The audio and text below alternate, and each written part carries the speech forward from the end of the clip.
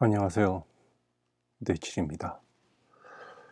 4월 11일은 대한민국 임시정부 수립일입니다. 1919년 3월 1일 3.1혁명 이후에 3.1혁명의 정신으로 임시정부가 시작됩니다. 혹시 시간이 나시면 제 책 대한민국 철학사의 그와 관련된 내용들이 이렇게 나오는 부분들이 있으니까 그 부분들을 한번 읽어보시면 도움이 되실 거고요. 여러 임시정부들이 있었습니다. 임시정부는 상하이에 있던 임시정부만 있던 것이 아니라 여러 임시정부가 있었습니다. 그 많은 임시정부들이 이렇게 모여지면서 상하이 임시정부, 우리가 흔히 알고 있는 대한민국 임시정부가 4월 11일 수립이 되고, 우리는 이제 이 대한민국 임시정부 1919년 4월 11일에 수립된 이 정부를 우리의 법통, 우리의 국가의 실체적인 시작을 그때로 볼 수도 있습니다. 그때로 봐야겠지요. 그런데 우리가 여기서 생각해 봐야 할 것이 있습니다. 3.1 혁명의 정신이라는 것인데, 그게 뭐냐면 이때까지는 한 번도 민중이 스스로 우리나라의 주체가 되겠다고 소리를 질러 본 적이 없고, 민중이 우리나라의 역사의 주체가 되겠다라고 이렇게 주장하던 것도 잘 없습니다. 사실 고려는 귀족의 나라고 조선은 양반의 나라입니다. 그들이 역사의 주체였습니다.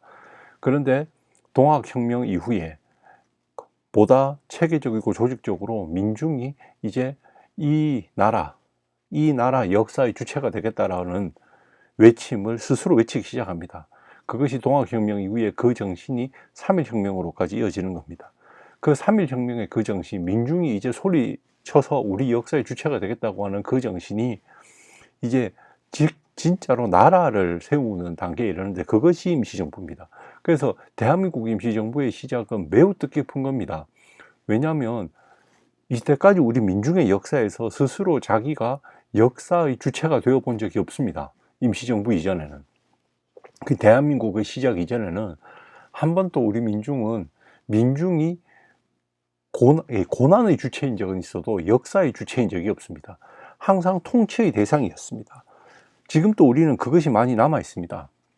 그러니까 우리가 조금 이따 이야기하겠지만, 조선이라고 하는 사회, 사실 조선의 마지막은 양반의 책임으로 망한 겁니다. 왜냐하면 조선의 역사적 주체는 양반이었습니다. 그들에 의해서 그들이 망한 거죠.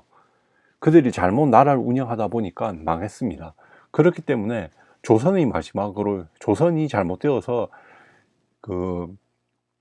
우리가 일제강점기가 된 것은 일본의 사악한 판단과 양반의 무력한 대처 때문입니다. 민중이 잘못한 것이 아닙니다. 민중은 오히려 동학혁명 등과 함께 조직적으로 새로운 세상을 위해서 소리쳤지만, 민중은 역사의 주체가 될 힘을 조선시대는 제대로 가지고 있지 못했습니다. 조선시대에는 양반이 역사의 주체였기 때문입니다. 그런데 일제강점기가 시작되어도 여전히 이렇게 변하지 않는 양반들의 속성들이 남아 있습니다. 조선이라고 하는 나라는 기본적으로 지식 권력 사회입니다. 지식 권력 사회라는 말은 뭐냐면, 조선은 고려하고 다릅니다. 고려의 귀족은 계속 귀족이지만 조선의 양반은 그렇지, 공부를 해야 됩니다. 공부를 해서 내가 성리학적 지식을 가짐으로써 그것을 모르는 사람보다 월등한 단계에 올라가는 명분을 갖게 되는 게 공부입니다. 그 지식이라고 하는 것을 가진다는 것이 자기 존재를 아주 탄탄하게 하는 겁니다. 그러니까 조선의 성리학이라고 하는 것은 유계질서를 강조시키는 철학입니다. 조선의 성리학이라고 하는 것은 통치 이데올로기예요. 위계질서를 굉장히 강조시키는 논리입니다. 그러다 보니까 그런 속성이 조선 양반들에게 아주 깊숙이 있고, 그것이 조선 이후에도 일제강점기가 되거나 지금까지도 지식인들이 민중을 아주 낮게 보고 무식한 사람으로 보는 속성은 우리나라에게 아직도 강하게 있습니다. 외국 그 어느 나라보다 우리나라가 그것이 굉장히 강합니다. 그러다 보니까 조선시대에는 뭐냐면은 우리가 중국의 철학을 내가 너희보다 많이 한다. 그건 중국의 주나라, 옛날의 주나라, 그것을 가장 이상적인 것으로 봤다면 그쪽으로 그러니까 가장 이상적인 나라로, 이상적인 국가 형태로 가는 방법을 가장 많이 하는 게 양반이다. 성리학을 양반만 하니까. 그렇기 때문에 우리가 이끌면 너희 따라오면 된다라는 것이 조선의 양반들입니다. 그러면 민중은 뭐냐 하면 이끌리는 존재예요. 자기가 이끄는 존재가 아니라 양반이 이끌면 이끌려가는 존재입니다. 자신들이 스스로 역사의 주체가 되는 것이 아니라 통치의 대상으로만 있던 것이 조선입니다. 그러면은 거기에서 양반은 민중을 어떻게 보겠습니까? 무식한 사람. 저래갖고 가만히 있어갖고는 스스로 이 나라를 이상적인 곳으로 이끌지 못하는 사람. 스스로는 무엇이 제대로 이상적인 것인지 모르는 사람. 그러니까 내가 양반이 있어서 저들을 바로 잡아야 된다고 생각하는 사람. 자신이 계몽해야 되는 사람. 계몽의 대상이지 그들이 새로운 지식의 주체가 될 수는 없는 사람으로 민중을 봤습니다. 그런데 그런 사람들이 일제강점기가 시작되어도 그 양반들은 그대로 조선 일제강점기 사회에 친일파가 되고 그 외에 어용학자들이 되고 많은 그러니까 부역된 지식인이들, 그들에게 편을 드는, 일본의 편을 드는 지식인들이 됩니다. 그러면 그들은 어떻게 되냐면 기본적으로 자신들이 민중을 낮게 보고 자신을 우월하게 보는 생각에서 조선시대에는 그것이 이렇게 중국의 성리학이라면 이젠 그게 바뀐 거예요. 뭐로 바뀌었냐 하면 그것이 이제 일본, 유럽인 겁니다. 그러니까 일본과 유럽을 내가 너희보다 많이 한다. 그러니까 이제 서구화되는 일본과 유럽에 대해서 많이 알게 됨으로써 내가 너희보다 많이 한다. 너희들 그래서 처음으로 외국을 갔다 오고 유학을 했던 사람들 중에서 굉장히 변절스러운 인물들이 많습니다. 변절자 같은 인물들이. 사실 이승만이라고 하는 사람이 처음으로 그러니까 대한민국 초대 대통령이 되어가지고 저질렀던 독재의 철학적 배경이 되었던 안호상 박사 같은 사람도 외국에서 그러니까 독일에서 철학 박사를 했던 사람이거든요. 일제강점기 그 시기에. 그런데 여기 와서 민중을 굉장히 업수히 여기고 민중을 탄압하는 그러한 대통령의 이론을 만들어줬던 사람이 됩니다. 그리고 이승만이라고 하는 사람도 마찬가지입니다. 이승만이라고 하는 사람도 1910년에 그러니까 1910년에 아직 3.1혁명이 일어나기도 전에 이 사람은 미국에서 박사를 합니다. 그러니까 한국 사람으로서 미국 박사는 얼마나 대단해요. 그 당시에 외국 한번 나가는 것도 힘든데. 그러니까 이승만이라고 하는 사람은 외국에 대해서 많이 알고 그 사람 무슨 생각하냐 하면은 조선은 스스로 독립할 수 없다고 생각합니다. 조선은 스스로 독립할 수 없고 조선은 뭘 해야 되느냐 하면은 강대국들이 위임해서 통치해달라고 하는 겁니다. 그 사람은 그런 주장을 했기 때문에 이승만이라는 사람은 대한민국의 초대 대통령이기도 하지만 대한민국 임시정부의 초대 대통령이기도 합니다. 그런데 그런 주장, 우리는 독립할 수 없고 우리 국가 대한민국을 이제 강대국에서 위탁 통치해야 된다라고 생각하는 그러한 발상 때문에 그 사람은 그러니까 임시정부 대통령으로도 탄핵당합니다. 임시정부 대통령으로도 탄핵당해요. 그런데 여기에서 우리가 이승만을 비롯해서 그 당시에 많은 이제 강대국의 지식에 물들었던 많은 사람들을 좀 비판적으로 바라볼 필요가 있습니다. 뭐냐면은 민중은 굉장히 업수히 여긴다는 거죠. 그러니까 그 민중이라고 할까? 조선 독립해야 된다 걱정하지만 실제로 민중이라고 하는 사람은 조선의 양반의 생각과 크게 다르지 않습니다. 저 사람들은 뭘 스스로 개혁해서 이끌어낼 사람들이 아니고 무식하고 무지하다. 그렇기 때문에 저 사람들은 스스로 나라를 지탱할 힘이 없다. 그럼 뭐라 해야 되냐? 강대국이 그냥 저들을 이끌어줘야 된다. 근데 그것은 그 이후로도 지금까지도 마찬가지입니다. 지금까지도 유럽이나 미국이나 일본이나 이런 데서 굉장히 높게 평가하잖아요. 반면 우리가 굉장히 낮추어 보거든요. 그러니까 조선시대에 보던 양반의 민중을 낮추어 보고 자신들을 우월하게 보는 지적 권력, 지식 권력의 사회의 틀. 내가 너보다 많이 하니까 나는 너 위에서 너를 평가하고 너를 이끌겠다라고 하는 그런 틀들이 일제강점기를 통해서 지금까지도 내려옵니다. 민중이라고 하는 사람은 무식하고 수동적인 존재고 이끌려가요. 근데 제가 지난 시간에도 이야기했지만 근데 그러한 민중이 앞서 말한 그러한 스스로 월등하다고 하는 지식인이 아니라 바로 무식하다라고 조롱받았던 그 민중이 이 땅 역사, 이 땅의 고난의 역사의 주체였고, 그리고 그들이 단순히 통치 대상이 아니라 이 땅의 실질적인 역사의 주체가 되어야 된다라고 시작한 나라가 대한민국 임시정부입니다. 그렇기 때문에 이승만의 탄핵은 당연한 거죠. 처음부터 대한민국 임시정부와 같이 갈 수 있는 사람이 아닙니다. 왜? 대한민국 임시정부의 그 다음 대통령이 누구냐면 그 초대 대통령, 그러니까 박은식. 여러분들 사실 이승만이라고 하는 사람에 비해서 그 이외 대통령들은 잘 알려지지 않은 측면들이 많습니다. 뭐 대통령이든 뭐 이런 거. 근데 우리가 박은식 같은 사람을 봅시다. 박은식 같은 사람은 사실은 이승만에 비하면, 이승만이라고 하는 사람은 그 당시에 이미 아까 이야기했듯이 미국에서 박사를 한 사람이잖아요. 근데 그에 비해서 박은식이라고 하는 사람은 그런 글로벌한 인재도 아닙니다. 사실은 그렇게 뭐 외국에서 유명 대학에 박사를 하고 온 그런 사람이 아닙니다. 하지만 그는 조선의 성리학에서 시작해서 자기 진화합니다. 그 후로 양명학으로 진화합니다. 여러분들, 박은식이 성리학에서 양명학으로 진화했다라는 것은 대단한 일입니다. 그러니까 성리학이라고 하는 이 사람이 처음 조선의 지식인들이 갖고 있던 그런 위계적 질서에서 양명학이라고 하는 유학의 흐름은 평등을 지향하거든요. 그러니까 성리학과 양명학은 병행할 수 없습니다. 성리학은 위계질서의 사회를 추구한다면 양명학이라고 하는 것은 평등의 사회를 추구합니다. 근데 이 박은식이라는 사람은 스스로 민중과 함께 싸우면서 어디로 움직이냐 하면은 이 민중을 향한 양명학으로 스스로 이동합니다. 그리고 거기에서 또 우리나라 역사에 대해서 깊이 연구하기 시작합니다. 여러분들, 박은식이라는 사람과 관련돼서 역사서들을 꽤 많이 썼습니다. 그리고 그 사람이 또 대종교의 신도이기도 합니다. 나찰의 대종교는, 여러분 언젠가 시간 나면 말하겠지만, 한국 현대 역사에서 대종교는 그 당시에 큰 독립운동이라든가 이런 데 크게 기여한 종교입니다. 바로 그런 인물이 이승만, 탄핵당한 이승만의 그 다음 대통령이 됩니다. 그게 뭐냐면은, 왜? 그냥 겉으로 보면 이승만은 왕족이었거든요. 이승만은 왕족입니다. 이시성이 왕가의 성입니다. 왕족이고, 뭡니까?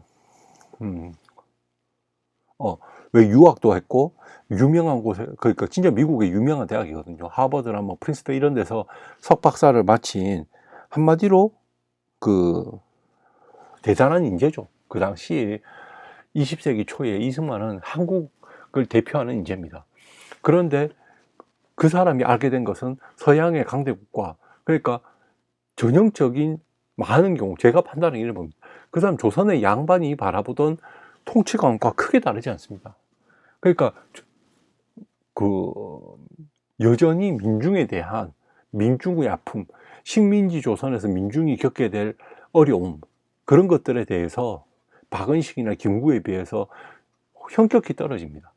그리고 그 사람은 조선 독립이라고 하는 생각을, 그러니까 그런 연장선을 생각해 보면 그런 민중들에 의해 가지고, 그 사람이 생각하는 그런 무식한 민중들에 의해서 어떻게 강대국을 이기고 일본을 이기겠느냐. 그냥 강대국에 위탁하는 것밖에 없다. 그 말은 뭐냐, 자기는 한 번도, 사실은 이승만이라는 사람은 한 번도 고난의 주체로서 살아본 적이 없습니다. 고난의 주체들과 더불어 있었던 적도 없습니다. 그 사람은 통치의 주체로 있기를 원했고, 통치 대상으로서 민중을 본 겁니다. 그런 사람이 됐기 때문에, 그런 사람과 그의 주변 세력들이 미군정과 손을 잡았기 때문에 1946년에 있었던 대구의 10월 1일에 항쟁과 1948년에 있었던 4.3 제주 사태가 일어난 것도 민중을 그저 침묵시켜야 되는 존재, 민중을 우리 말만 듣게 만드는 존재로 생각하는 사람이 대통령이거나 미 군정이 가장 신뢰하는 존재들이 바로 그들이었기 때문입니다. 지금도 있습니다. 지금도 한국 사회에 자신의 지적 우월이라든가 자신 민중을 낮게 보는 여러 지식인들은 지금도 있습니다. 제가 한국 사회의 발전을 저해하는 가장 큰 문제 중에 하나가 이런 지식인들이라고 생각하거든요. 그런데 아까 이야기했듯이 이승만이 초대 대통령, 임시정부 대통령 처음부터 안 맞았던 겁니다. 왜냐하면 임시정부의 정신은 3.1혁명의 정신, 모든 민족이 더불어서 우리 역사의 주체가 되어야 된다. 고난의 주체가 역사의 주체가 되어야 된다. 이제 스스로 우리 통치의 주체가 되어야 된다라고 하는 정신으로 등장한 것이 임시정부입니다. 그런데 거기에 조선시대 양반의 생각과 크게 다르지 않은 생각을 하는 사람이 대통령이 된 겁니다. 대통령이. 그러니까 그 당시엔 대단해 보였던 거죠. 그 사람이 여러 사람이 봐도 한국을 대표할 만한 대단한 사람, 그 왜 대통령이 됐는지는 언젠가 또 시간이 나면 제가 말씀드릴 수 있는 기회가 있을 것 같고요. 우선은 그러니까 근데 처음부터 이 사람은 어울리지 않는 겁니다. 임시정부가 3.1혁명과도 어울리지 않습니다. 그러니까 동학혁명의 정신이 3.1혁명으로 이어지고 임시정부로 이어진 이 노선에 이 사람은 어울리지 않습니다. 그래서 탄핵된 겁니다. 왜? 어울리지 않으니까요. 그리고 왜? 대한민국은 민중이 주체가 된다라는 생각, 민중이 고난의 주체가 역사의 주체가 되어야 된다라는 그 철학 위에서 동질감을, 그러니까 동의하는 사람만이 정치인이 될 수 있어야 합니다. 그렇지 않은 사람이 자꾸 정치인이 되기 때문에 이 나라에 끊임없는 비극이 일어나는 겁니다. 자신들의 지적 우월감, 소유에 있어서 너보다 많이 가진 우월감, 이런 여러 가지 우월감에 의해 가지고 민중을 대합니다. 그러면 민중은 항상 계몽의 대상입니다. 통치의 대상이지 그들은 더불어 살아야 할 대상이 아닌 겁니다. 그렇기 때문에 내가 너희를 계몽시켜주고 내가 너희를 통치의 대상이기만 한 민중은 그저 잔인하게 탄압해도 저희 사람들 크게 나쁘다고 생각하지 않습니다. 왜냐하면 조선시대 양반을 생각해요. 조선시대 양반은 너희 이 민중을 탄압하고 이런 게 없어. 그냥 아무런 착한 양반도 민중에게 아주 사악한 지주일 수 있는 것이 조선입니다. 성리학대로 살아가는 착한 양반도 민중에게는 아주 사악할 수 있는 겁니다. 지금 우리나라도 마찬가지입니다. 자기가 지식을 많이 갖고 있다, 기업을 해서 재산을 많이 갖고 있다, 이러한 것으로 우월감을 가지고서 자신이 그 자리에 가게 한 것은 사실은 더불어 살아가는 이 나라의 수많은 고난의 주체들이 민중들의 힘에 의했습니다. 근데 그 민중을 통치의 대상이나 계몽의 대상으로만 보고 있기 때문에 그런 사람, 그런 지식인, 그런 종교인, 그런 정치인들이 거침없이 힘을 갖고 있기 때문에 이 나라의 임시정부는 여전히 미완의 상태로 계속되고 있는 겁니다. 이 나라에 임시정부가 꿈꾸고 있었던, 김구가 꿈꾸고 있었던 그러한 모두가 평등한 세상은 지금도 미완의 상태로 남아있는 겁니다. 아직도 우리가 이루어야 할 가치로 남아있는 겁니다. 아직도 우리는 더불어서 행복하게 살고 있지 못합니다. 홀로 잘 사는 사람이 우리 사회에서는 항상 이승만 같은 사람이 박은식이나 김구보다 더 대단해 보입니다. 현실 공간에서는. 우리가 아무리 착하게 살자 하지만 그렇지 않거든요. 현실에 돌아오면. 자식에게 복지 혜택을 주기 위해서 자신이 거짓으로 가난하다, 거짓으로 이건 아니야, 이런 서류들을 써서 자식에게 이런저런 혜택을 주고 자신도 이런저런 혜택을 보면서 물론 저보다 훨씬 더 잘 사는데 그런 사람들이 마치 그것을 삶의 노하우인 양 이야기합니다. 거짓으로 잘못된 혜택을 누리는 것이 삶의 노하우라고 생각합니다. 우리가 지금 또 그렇죠. 부동산 같은 것도 그것으로 부당하고 비난받을 일이지만 그러한 방식으로라도 돈을 더 벌게 되면 그 사람은 그것을 자랑합니다. 부끄러워하지 않습니다. 우리는 거짓이라도 더 많은 돈을 벌게 되고 더 많은 권력을 가지게 되면 그것을 실력이라고 생각합니다. 그래서 그걸 비난하지 않습니다. 이미 대부분의 사람이 그렇습니다. 오히려 나는 안 그래 라고 하지만 그렇게 하는 모습이 조금이라도 보이면 그 사람을 이상하게 생각하죠. 우리의 삶 속에 어쩌면 이승만과 같은 사람이 이렇게 대단해 보이게 되는 것이 현실이 되어가고 있는 겁니다. 하지만 실제로 대한민국 임시정부는 이승만과 어울리지 않았기 때문에 이승만은 탄핵한 정부입니다. 그리고 우리의 대한민국 임시정부의 정신과 3.1혁명의 정신, 그리고 그 이후에 계속 이어왔던 이 나라 민주주의 운동의 역사는 그런 홀로 살아가는 사람들, 홀로 잘 살겠다는 사람을 이상으로 만들고 우상으로 만드는 그러한 사람들에 의해서 이루어진 역사가 아닙니다. 그것을 꼭 기억해야 됩니다. 그것이 우리 역사의 주된 흐름이 아닙니다. 4월 9일, 며칠 전 지나갔습니다. 4월 9일입니다. 4월 9일. 사법상의 비극의 날입니다. 1975년 4월 9일, 그러니까 인혁당 사건으로 많은 사람이 죽었습니다. 제대로 된 재판도 아니고 거짓의 재판으로 많은 사람이 죽었습니다. 그 사람들 왜 죽었습니까? 훗날 그들이 다 죽고 나서 다시 재판을 해서 그들이 억울한 죽음을 당했다. 이렇게 해도 그건 다시 살아나지 않습니다. 그 다음 왜 죽었습니까? 민주주의 운동을 했기 때문입니다. 그러면 그 당시에 여정남 같은 사람, 경북대 학생회장 하던 그런 분들은 1970년 초중반 그냥 대학 나온 사람도 드물던 시대, 지금과 달리. 그리고 그들이 거의 대부분 학벌이 좋으니까, 그리고 여러 가지 오히려 배경적인 것으로도 일반 사람들보다 좋으니까 자기가 그냥 자기 잘 살자고 살았으면 훨씬 더 잘 살았을 겁니다. 근데 왜 그들이 죽을지도 모르는 그런 민주운동을 하다 결국 죽게 됐을까? 3.1혁명, 임시정부의 정신에 따르면 그 길을 간 겁니다. 자기 혼자 잘 살겠다고 살았으면 그 길을 가지도 않았고 죽을 일도 없습니다. 하지만 민주운동을 위해서 죽은 겁니다. 민주주의 운동을 하다가 죽은 겁니다. 그렇기 때문에 자기 죽음을 구걸하지 않고 죽은 겁니다. 살려달라고 구걸하지 않고 죽은 겁니다. 4월 9일, 우리는 4월 9일도 4월 11일 임시정부 수립일도 그냥 지나갔습니다. 하지만 우리가 4월 9일도 4월 11일도 생각해 봐야 할 것이 있습니다. 홀로 살겠다라고 했으면 잘 살았을 사람들이 더불어 사는 이상의 세상, 민주주의 사회를 위하여 외치다가 거짓의 재판으로 사람들이 죽어나간 날이 4월 9일입니다. 그리고 4월 11일은 우리 민중 역사상 처음으로 우리가 역사의 주체가 되겠다라며 나라가 세워진 날입니다. 대한민국 임시정부 수립일입니다. 그런데 지금 우리는 그 날들에 대해서 크게 생각하지 않고 지나갑니다. 지금 우리에게는 그 날들이 그렇게 대단하지 않을지 모릅니다. 민주사회는 벌써 와서 너무 누구에게나 쉬운 한 표가 주어졌습니다. 하지만 우리가 쉬운 한 표를 구사하기 위해서 내가 이 역사의 주체가 되기 위해서 한 표를 행사하는 거잖아요. 그걸 위해서 3.1혁명이 있었고 임시정부가 있었고 독재와 싸우던 수많은 민주주의 열사들이 있었습니다. 그들의 죽음의 대가로 우리는 한 표를 행사하는 겁니다. 그럼에도 불구하고 아직 우리 사회는 여러 가지 부조리들이 여전히 남아 있습니다. 홀로 잘 사는 사람은 여전히 홀로 잘 살고 그들만의 세계를 만들어가고 많은 민중들을 자신들의 통치의 대상이나 계몽의 대상으로만 생각하고 있습니다.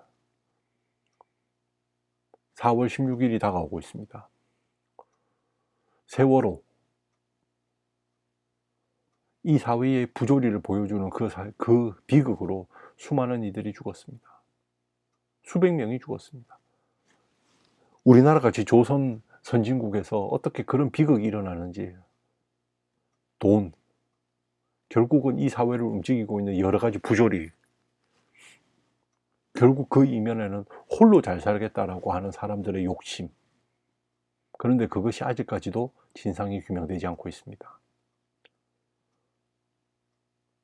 4월 11일 임시정부가 처음 힘들게 중국의 남해 땅에서 작은 건물에서 시작했던 그 정신으로 조선의 양반이 갖고 있던 민중을 계몽의 대상이나 통치의 대상으로만 보는 것이 아니라 민중을 모두 더불어 살아가는, 더불어 이 역사의 주체가 되어야 하고 이 역사의 고난의 주체로서 이 역사의 당연한 주체가 되어야 한다는 그 정신으로 뭉쳐진 그 나라의 이념이 지금 이 땅에 정치인들의 이념이 되었다면 세월호 같은 일은 일어나지도 않았을 거고, 있다 하더라도 진상규명은 벌써 되었을 것입니다.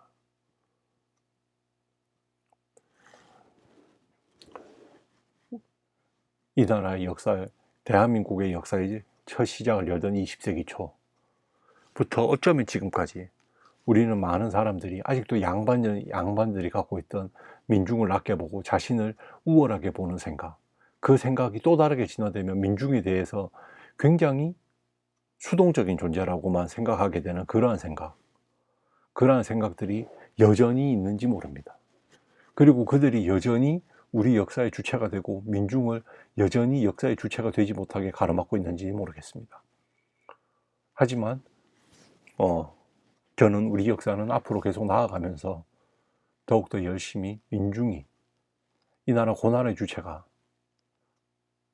이 나라의 역사의 주체가 되어가고 있다고 믿습니다. 여러분도 4월 여러 날이 많죠. 4.3 역사는 4.3 비극도 결국 이승만과 같은 사람, 민중을 낮추어 보는 사람, 그저 다른 소리 하는 민중이라면 침묵시켜버리는 사람, 그런 사람이 대통령으로 있고 그런 사람이 미 군정과 손을 잡고 있었기 때문에 가능한 일이었을 겁니다. 그렇지 않고 민중과 더불어 민중을 이 나라 역사의 고난의 주체이며 동시에 역사의 주체라고 품어주는 사람이 대통령이었다면 그 당시 민중이 갖고 있었던 부조리의 아픔들, 쌀 문제, 그 다음에 여러 가지 지금 대구 4월 대구에 있었던 46년에 그때는 대구엔 여러 병들도 나돌았거든요.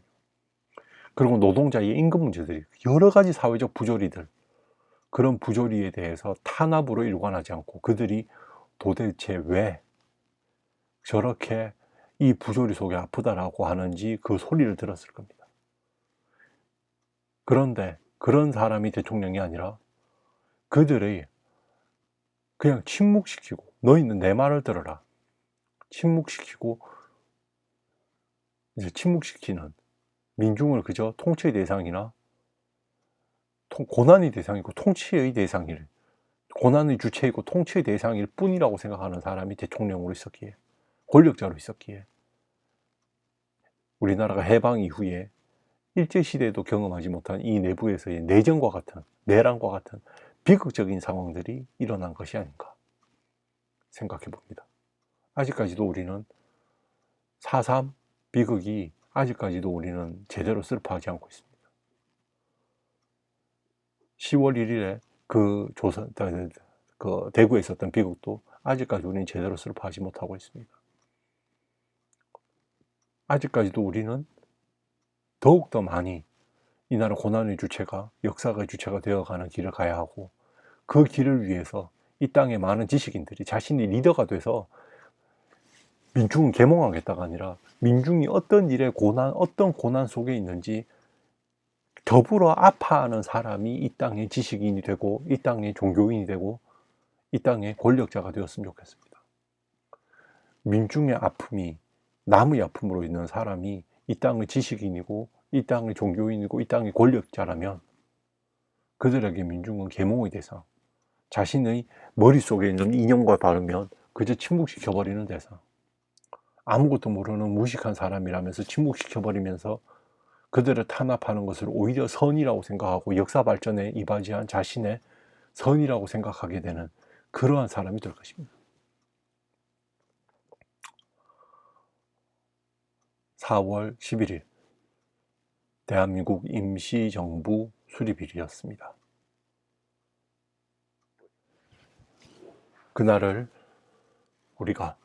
그날에 맞추어서 제가 대한민국 임시정부 수립일과 관련해서 이야기를 쭉 해보았습니다. 대한민국은 국민주권 국가입니다.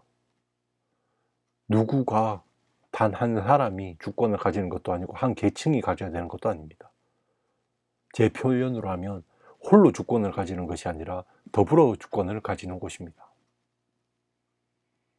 더불어 주권을 가지면 서로 다른 생각들이 싸우게 됩니다. 당연한 현상입니다. 나의 생각이 맞으면 저 사람의 생각이 틀렸다는 것이 아니라 서로 똑같은 문제에 대해서 여러 정답들이 토론하면서 더 나은 정답으로 발전해 나가는 그러한 한국이 되기를 바랍니다. 나는 정답이고 너는 오답이다. 나는 도덕적이고 너는 비도덕적이다. 이런저러한 서로 분열과 멸시의 언어들, 멸시의 생각들이 더불어 사는 것이 아니라 오히려 홀로 살아가는 다수를 만들어 놓는 것은 아닌가. 그것이 정말 임시정부의 정신인가. 사실 임시정부는 서로 다른 수많은 생각들이 모여서 결합한 곳입니다. 왜?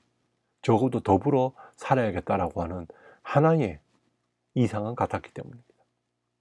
그리고 우리도 지금 또 우리 사회가 더불어 살아가는 더불어 주권을 갖고 있다면 서로 다른 여러 홀로 있음의 주체들이 기꺼이 자기 생각을 말하고 토론하고 그 토론들이 우리 사회를 더욱더 풍성하게 만드는 곳.